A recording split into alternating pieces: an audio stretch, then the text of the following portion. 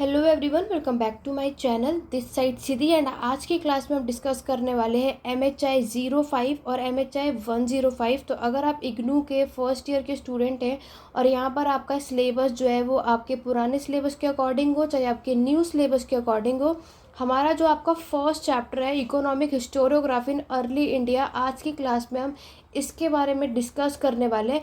तो अगर आप लोग देखेंगे तो यहाँ पर आप देखोगे कि ये वाला चैप्टर आपके एग्ज़ाम में कभी भी पूछा जाता है तो 20 मार्क्स का पूछा जाएगा। ठीक है, 10 मार्क्स में भी नहीं आता, ये कभी भी आएगा तो 20 मार्क्स में आएगा। तो आज की क्लास में हम देखने वाले हैं कि अगर आपसे इस चैप्टर से क्वेश्चंस पूछे जाएंगे तो आपको इसके अंदर क्या क्या चीज़ें बतानी है। तो चलिए स्टार्ट करते हैं अपनी आज की क्लास को। तो वीडियो के एंड तक बने रहिएगा, बिना वीडियो को स्किप करे। और मेरे चैनल पे फर्स्ट टाइम आए तो चैनल सब्सक्राइब कर लो, बेल आइकन प्रेस कर लो ताकि आगे आने वाली वीडियोज़ की नोटिफिकेशन और अपडेट आप सभी को मिलते रहे। तो जैसे कि आप सभी देख सकते हैं कि हमारा जो फर्स्ट चैप्टर है ये आपका पूरा, इसके अंदर मैक्सिमम अगर आप देखोगे तो आपसे एक क्वेश्चन क्या पूछा जाता है, या तो आपसे प्री 1950 हिस्टोरियोग्राफी ट्रेंड्स के बारे में पूछा जाता है ज़्यादातर, अगर इन्होंने आपके एग्ज़ाम में पूछा तो। अगर आप लोगों ने ऑलरेडी आपने देखा होगा हमारे चैनल पे मैंने MHI 05 चाहे 105 कुछ भी कह सकते हैं, इसके अभी तक इन 5 या 6 सालों में आपके हर एक चैप्टर से किस तरीके के क्वेश्चंस पूछे जा चुके हैं या पूछे जाने के चांसेस है, मैंने आपको ऑलरेडी उस वीडियो में बता दिया है। अगर आपने अभी तक नहीं देखा है तो जा करके इस प्लेलिस्ट में चेकआउट कर सकते हैं।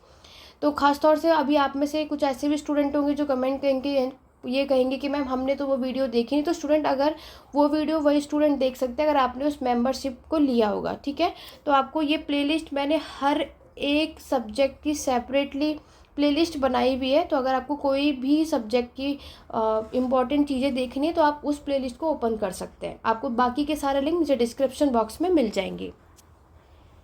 तो यहाँ पर अब हम बात करेंगे कि आपके इस चैप्टर से क्वेश्चन कभी भी पूछा जाएगा तो हिस्टोरियोग्राफी का एंशिएंट हिस्ट्री पहला क्वेश्चन पूछा जाता है मैक्सिमम। तो वो क्वेश्चन क्या आता है मैंने आपको उस वीडियो में ऑलरेडी बताया हुआ है। जिस भी स्टूडेंट ने देखा है तो वो बातें आप लोग ऑलरेडी समझ चुके होंगे, जिन्होंने नहीं देखा उस वीडियो को जा करके चेकआउट कर सकते हो। देखो यहाँ पर अगर हम बात करते हैं आपके फर्स्ट चैप्टर की, तो यहाँ पर एंशिएंट हिस्ट्री प्राचीन इतिहास की बात हो रही है। तो यहाँ पर हम क्लासेस बाइलिंगुअल करेंगे। ठीक है, बेशक ये हमारी PDF इंग्लिश में है बट मैं आपको हिंदी में भी पूरे प्रॉपर तरीके से समझाने वाली हूँ ताकि आप इंग्लिश के या हिंदी मीडियम के स्टूडेंट किसी को कोई भी प्रॉब्लम ना आए।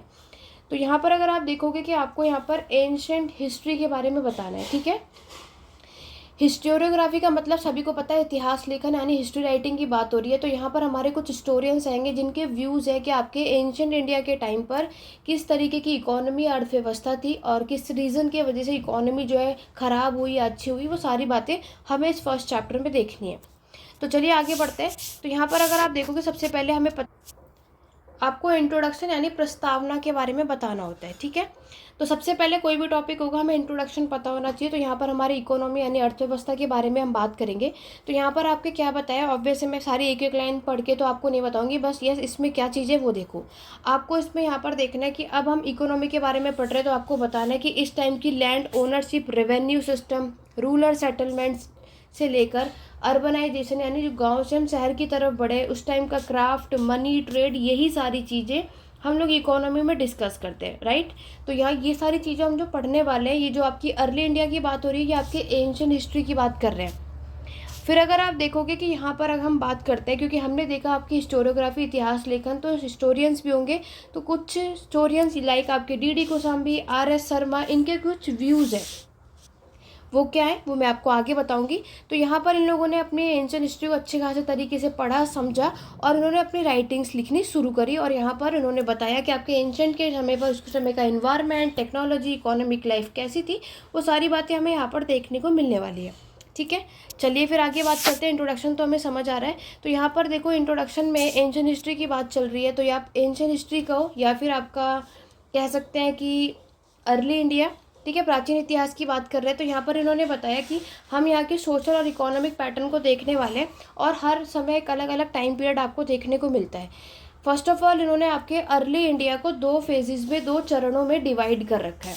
पहला होगा कि अर्ली हिस्टोरिकल, ठीक है, और दूसरा होगा अर्ली मेडिएवल। पहला मैंने आपको क्या बताया, आपके अर्ली हिस्टोरिकल, और दूसरा है आपका अर्ली मेडिएवल। इन दोनों को अलग अलग डिवाइड किया है। यहाँ पर अगर आप देखोगे कि सबसे पहला यानी जो अर्ली हिस्टोरिकल का पीरियड है, इसको इन्होंने क्या बताया, ये आपके कहाँ तक फैला हुआ है, गुप्ता पीरियड तक। यानी गुप्ता डायनेस्टी तक का जितने भी एम्पायर आते हैं, जितने भी टाइम पीरियड हमें देखने को मिलते हैं, वो सब कुछ अर्ली हिस्टोरिकल में आता है।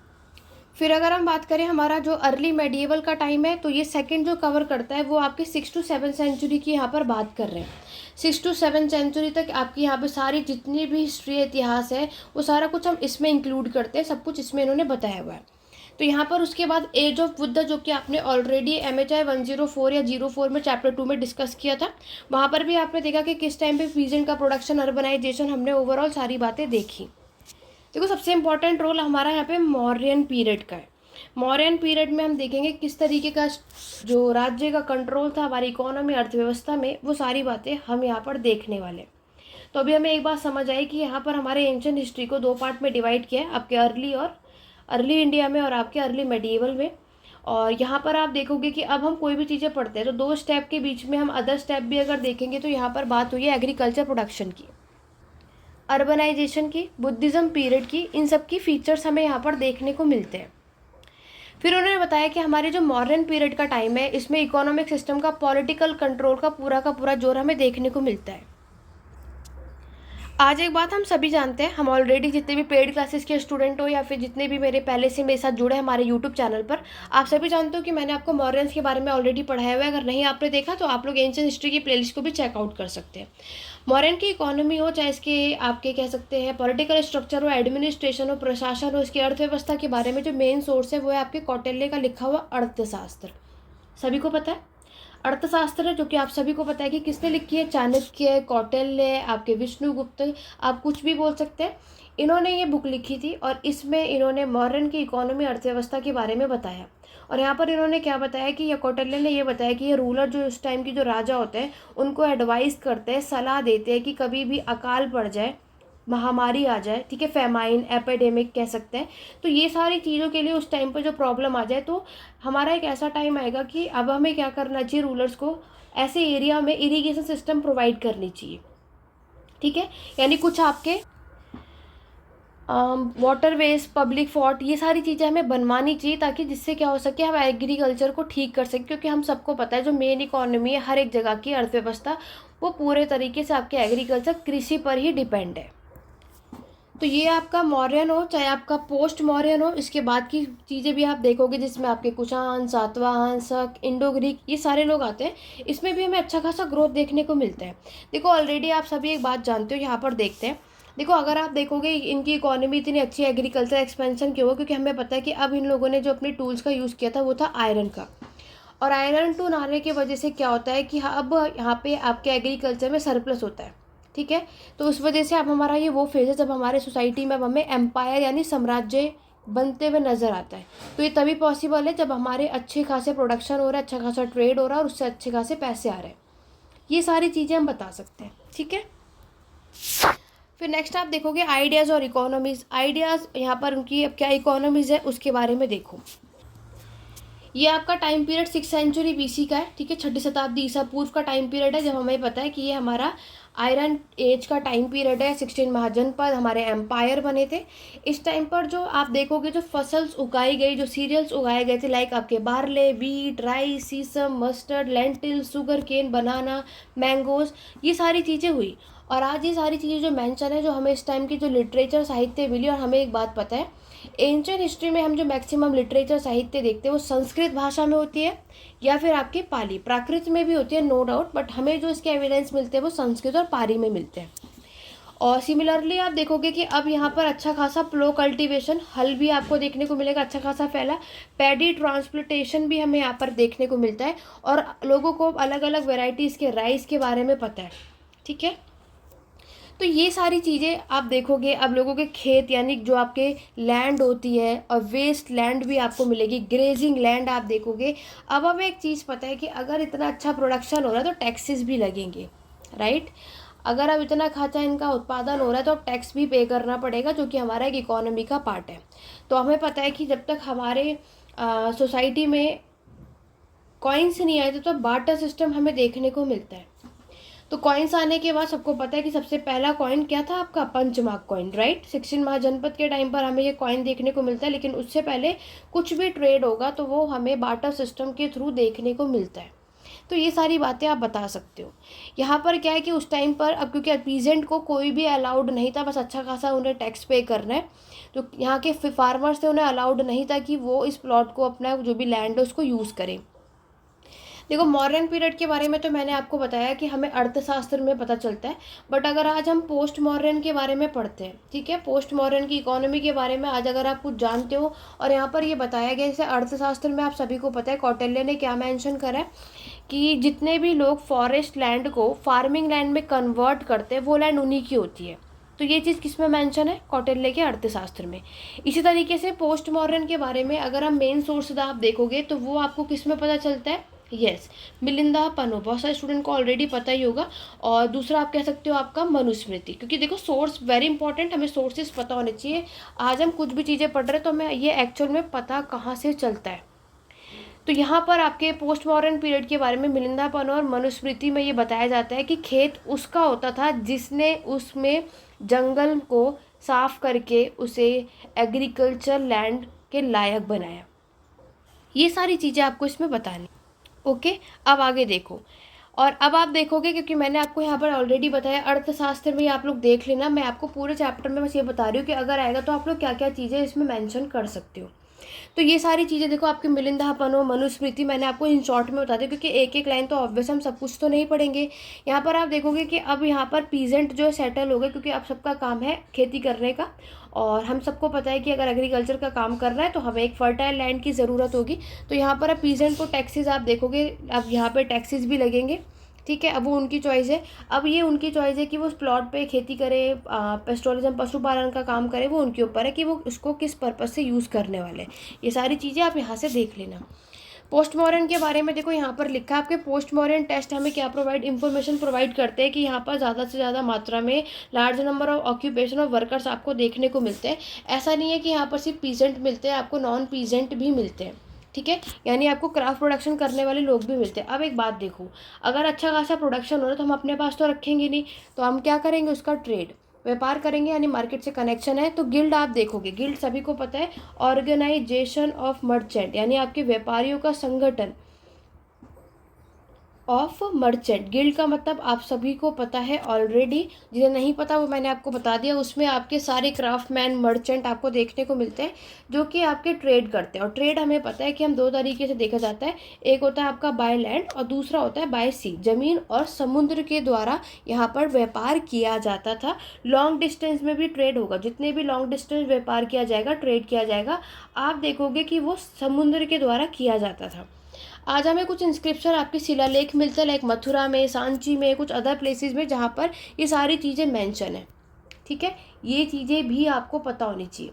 यहाँ पर अगर आप देखोगे कि मैंने आपको ऑलरेडी अभी ऊपर एक पर्सन का नाम बताया, वो है आपके डी कोसाम्बी, ठीक है। इनका नाम मैक्सिमम सभी ने सुना हुआ होता है। डी कोसाम्बी ने आप देखोगे, इन्होंने बताया था कि किसने आपके मौर्यन डायनेस्टी के सबसे फेमस पॉपुलर रूलर अशोक, इन्होंने बताया था कि अशोक ने 84,000 स्तूप बिल्ट करवाए हैं। ये बात डी कोसाम्बी ने बताई थी। और इन्होंने बताया इसी वजह से क्या होता है, हमारे मौर्यन डायनेस्टी की इकोनॉमिक कंडीशन जो है बहुत ही ज़्यादा ख़राब हो गई थी। क्यों? क्योंकि अशोक ने अपना जो जितनी भी इकोनॉमिक है, जितना भी जो खर्चा था, वो सारा का सारा रिलीजन, धर्म पे कर दिया था। आप सभी को पता है कि अशोक ने आपके बौद्ध धर्म को फैलाया था, ठीक है। तो ये सारी बातें आपको बतानी है। इसके बाद देखो, अभी मैंने आपको बताया कि पोस्ट मॉडर्न के बाद आपका फेज़ आता है गुप्ता पीरियड का। गुप्ता पीरियड आएगा, आपके पोस्ट गुप्ता पीरियड आएगा, तो ये उसके बाद लास्ट होता है हमारा हर्षचरित, जहाँ से एंशियंट हिस्ट्री हमारी कंप्लीट होती है। सभी को पता है वर्धन डायनेस्टी हमारा लास्ट होता है। इस टाइम तक आप देखोगे कि ये सब के सब हमारी एग्रीकल्चर का यहाँ पे मिलता है, जामुन, mango, cotton, paddy, oil seeds, ये सब चीज़ें यहाँ पर उस टाइम के लोगों ने उगानी शुरू कर दी थी, ठीक है। अब आगे देखो, आपसे ये 90-50 वाला क्वेश्चन पूछा जाता है। आप देखोगे एंशिएंट इंडियन इकोनॉमी हिस्ट्री के बारे में अगर हम पढ़ते तो आपको 2 पर्सन का नाम याद रखना है। सबसे पहले आपको UN घोषाल का नाम याद रखना है, ठीक है। और नेक्स्ट आपको AN घोष का नाम याद रखना है।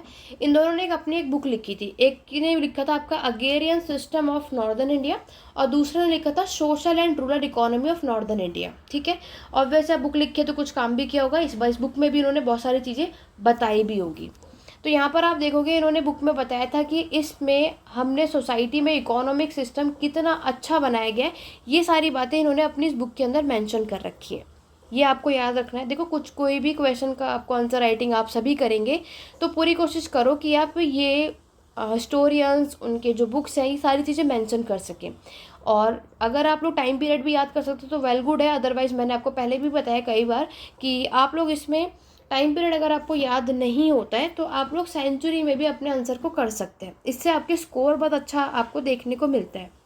तो यहाँ पर आप देखोगे 1950 में हमें इकोनॉमिक हिस्ट्री हो, साथ में सोसाइटी हो, पॉलिटी हो, ये सारी चीज़ें आपको यहाँ पर देखने को मिलती है। उस टाइम पर जो भी बदलाव आया वो सारी चीज़ें यहाँ पर बताई गई। मतलब इन इतिहासकारों ने अच्छे खासे तरीके से पहले एनालाइज किया, ऑब्जर्व किया, देन उसके बाद आपकी हिस्ट्री राइटिंग लिखी थी।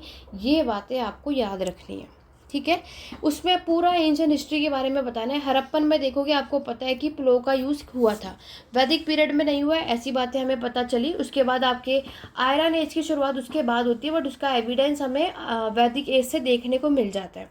उसके बाद आप देखोगे कि हमारे मगध का राइज होता है, ठीक है, ये हमारे मगध का सबसे पहला एम्पायर है। ये सारी चीज़ें, और इसीलिए आप देखोगे उसके बाद हमारे एक अर्बन सेंटर, और आप सभी को पता है जब से हमारे 6th सेंचुरी BC में हमारे आयरन एज की शुरुआत होती है, इसे हम सेकंड अर्बनाइजेशन के नाम से भी जानते हैं, दूसरा शहरीकरण के नाम से भी आप इसको जानते हो।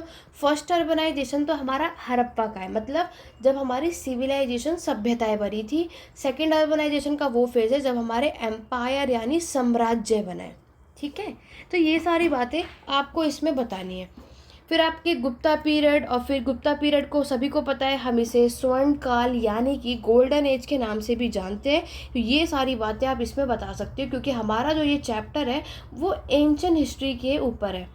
तो प्राचीन इतिहास के ऊपर यहाँ पर हिस्टोरियोग्राफी हिस्ट्री राइटिंग लिखी गई है, तो इसकी इकोनॉमी की बात यहाँ पर की गई है। तो ये सारी बातें आपको यहाँ पर बतानी है।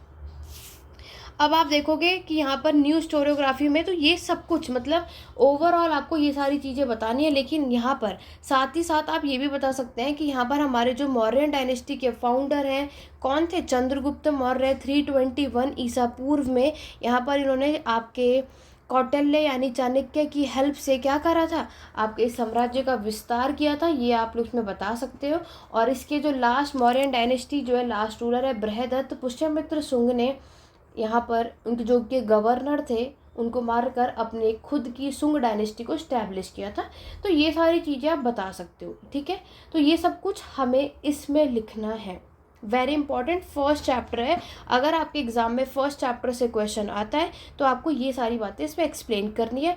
या तो आपके एग्जाम में फर्स्ट आएगा या तो सेकंड। एंशिएंट का आएगा तो ये सारी बातें बतानी है, मेडिएवल का आएगा तो वो हमारे नेक्स्ट चैप्टर में। तो पोस्ट मॉडर्न में आप समझ गए, मॉडर्न हम सभी समझ चुके हैं। तो यहाँ पर क्या है, अलग अलग चीज़ें आपको देखने को मिलती है। टैक्सेशन सिस्टम भी आपको देखने को मिलता है।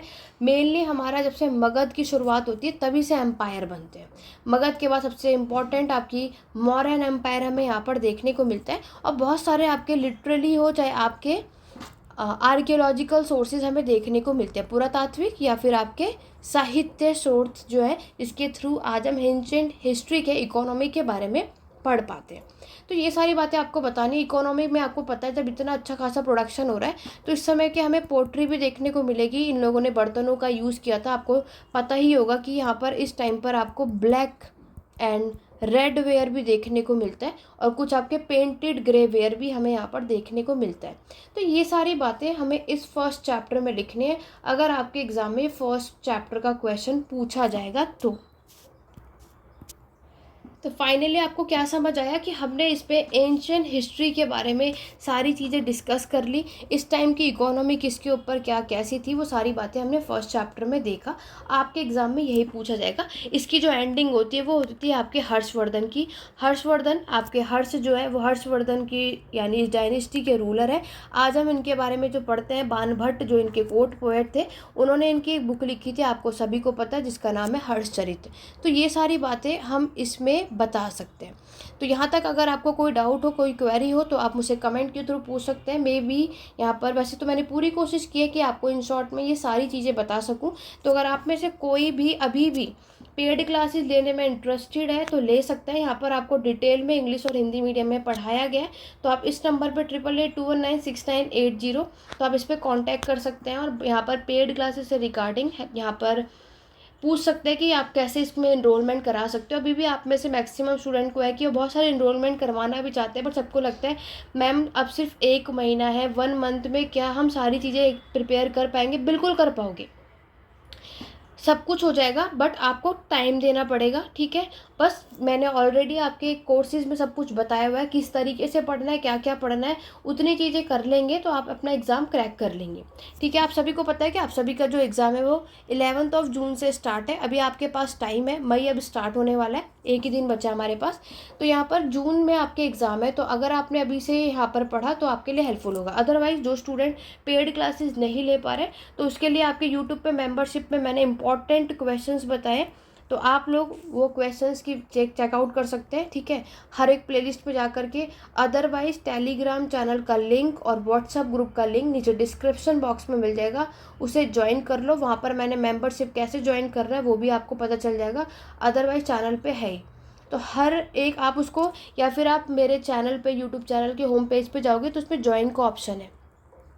तो ये ज्वाइन करने के बाद आपको हर एक सब्जेक्ट के इंपॉर्टेंट क्वेश्चन प्रोवाइड किए जाएंगे और आपके एग्जाम में यानी मई में यहाँ पर एक मैराथन सीरीज लेकर आऊँगी कि इसमें हर एक सब्जेक्ट में सारी चीज़ें क्या क्या और किस तरीके से करनी है, तो वो सारी वीडियो अपलोड होंगी। तो अगर आप में वो सारी वीडियोज़ देखना चाहते हैं, जो स्टूडेंट पेड क्लासेस नहीं ले पा रहे तो आप मेम्बरशिप ले सकते हैं। ज़्यादा नहीं, सिर्फ 119 रुपीज़ का ही है, बहुत ही कम प्राइस है। तो इसमें इन शॉर्ट में समरी में आपकी हेल्प हो जाएगी। अदरवाइज़ आप लोगों की चॉइस है। तो इसमें आप पेड क्लासेस भी अवेलेबल है, क्लासेस नहीं लेनी तो नोट्स भी अवेलेबल है। हिंदी और इंग्लिश मीडियम बाइलिंगुअल है, आपका जो भी मीडियम होगा उसमें आपको मिल जाएगा, वो आपकी चॉइस है, ठीक है। तो आशा करती हूँ आज की वीडियो, आज की क्लास आपको पसंद आई होगी। तो वीडियो पसंद है तो लाइक शेयर करना बिल्कुल भी मत भूलना। आज की क्लास कैसी लगी कमेंट करके ज़रूर बताना कि आपको ये कॉन्सेप्ट जो है वो क्लियर हुआ या नहीं। अगर आप लोगों का इस वीडियो पर रिस्पांस अच्छा खासा रहा तो नेक्स्ट वीडियो आपको जल्दी ही मेरे चैनल पर देखने को मिलेगी। कमेंट करके ज़रूर बताइएगा कि नेक्स्ट वीडियो आप सभी किस पर चाहते हैं। तो चलिए स्टूडेंट, आज की वीडियो में बस इतना ही, मिलते हैं अपने नेक्स्ट वीडियो में। थैंक यू फॉर वॉचिंग, और वीडियो को लाइक शेयर करना बिल्कुल मत भूलिएगा।